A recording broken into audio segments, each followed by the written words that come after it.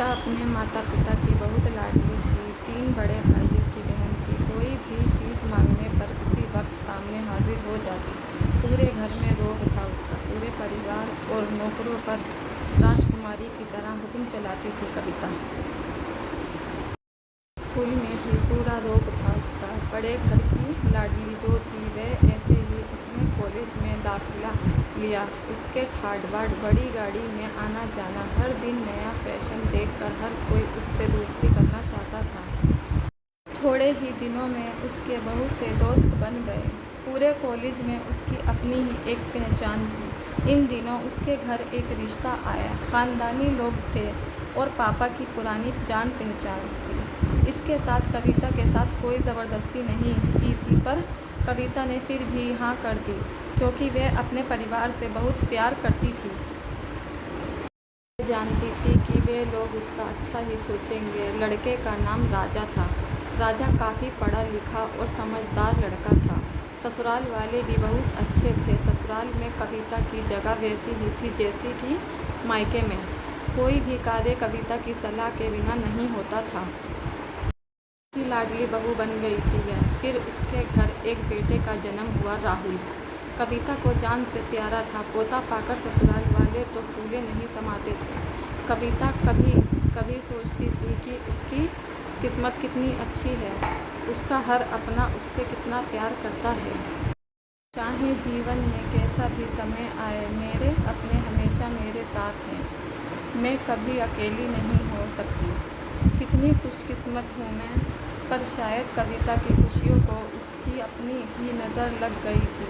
एक दिन वह मायके जाने की जिद कर बैठी। राज को बहुत काम था, लेकिन वह फिर भी उसे ले गया। रास्ते में उसकी गाड़ी अन्य गाड़ी से टकरा गई।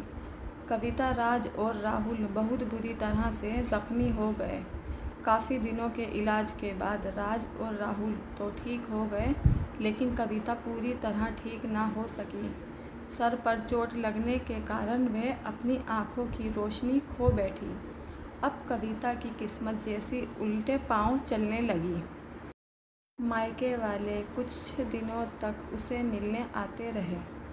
फिर कभी कभार फ़ोन ही करके पूछ लेते कि अब कैसी हो। धीरे धीरे ये सिलसिला भी कम हो गया। ससुराल वालों की सहानुभूति भी कम होने लगी। घर में किसी को पास बैठने के लिए कहती तो जवाब मिलता, बहुत काम है, अब तुम भी हाथ नहीं बटा सकती। राज भी चिड़चिड़ा हो गया था। बस राहुल ही था जिसके साथ हंसते खेलते उसका वक्त गुजरता। एक दिन कविता के हाथ से कुछ सामान गिर गया। उसकी वजह से राहुल को हल्की सी चोट लग गई। कविता के सास ससुर ने राहुल को उससे अलग कर दिया कि कहीं उसके ना देखने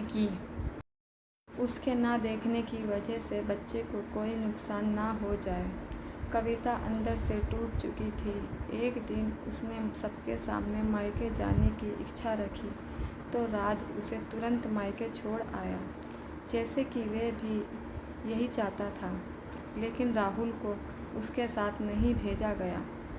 कविता कभी राहुल से दूर नहीं रही थी, पर अपनी कमी के कारण उसने ज़्यादा बहस नहीं की। कविता को लगा कि वह 3-4 दिन वहाँ रहेगी तो थोड़ा हवा पानी बदल जाएगा, क्योंकि वह कितने दिनों से कहीं भी बाहर नहीं गई थी।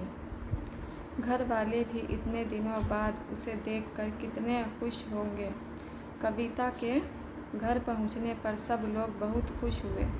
खाने में सब कुछ कविता की पसंद का ही बना था। उसने अपने मम्मी पापा और भाई भाभीयों से दिल खोल कर बातें की। उसके छोटे छोटे बच्चे भी बुआ के साथ घुल मिल गए थे। रात को सोने के वक्त जब वह अब कपड़े बदलने लगी तो उसे पता चला कि उसका बैग तो बहुत भरा हुआ था। वह सब समझ गई। वह बहुत उदास हो गई। कुछ दिनों तक तो सब ठीक रहा, फिर जैसे सब बदलने लगा। सबका व्यवहार बदल रहा था। वे लोग जैसे थक चुके थे। उससे सब लोग घुमा फिरा कर पूछने लगे कि राज कब आ रहा है, उसे ले जाने। वह बहाना बना देती, जबकि वह जानती थी कि उस घर में अब उसके लिए कोई जगह नहीं। कविता से चलते वक्त कुछ ना कुछ नुकसान हो जाता, थोड़ी बहुत टोका टाकी उसे सुनाई देती, वह टाल देती। एक दिन उसके हाथ से लगकर एक कीमती फूलदान टूट गया। छोटी भाभी ने बहुत हंगामा मचाया।